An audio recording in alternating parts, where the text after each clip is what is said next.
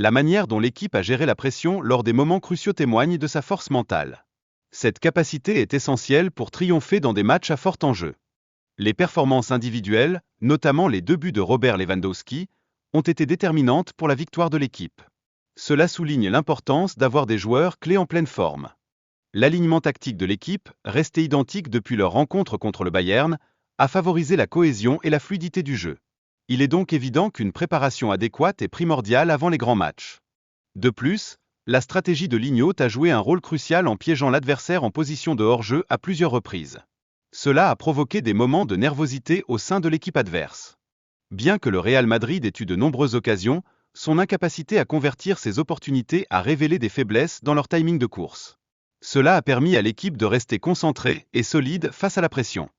L'intervention d'Inaki Peña a été essentielle pour maintenir la pression sur le Real Madrid, renforçant ainsi la confiance de l'équipe. Son rôle a été un véritable catalyseur pour la performance générale pendant le match. La pression exercée par le Real Madrid a créé une ambiance nerveuse, mais Barcelone a su garder son niveau de jeu et sa détermination. Cette résilience a renforcé leur performance sur le terrain.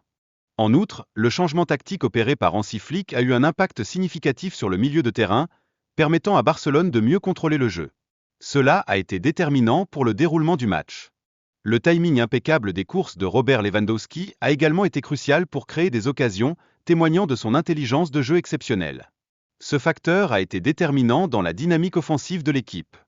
La célébration de Lewandowski, bien que sobre, n'enlevait rien à l'impact immense qu'il a eu sur le match, engendrant une atmosphère tendue dans le stade.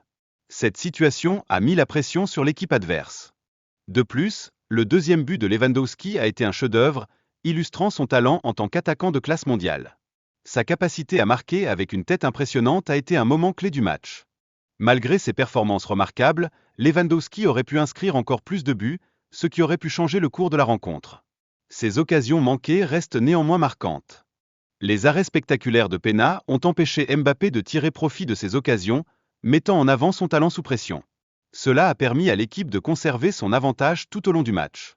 Rafinha a également joué un rôle clé, faisant preuve d'altruisme en créant des opportunités pour ses coéquipiers tout au long de la rencontre, ce qui a été déterminant pour le score final.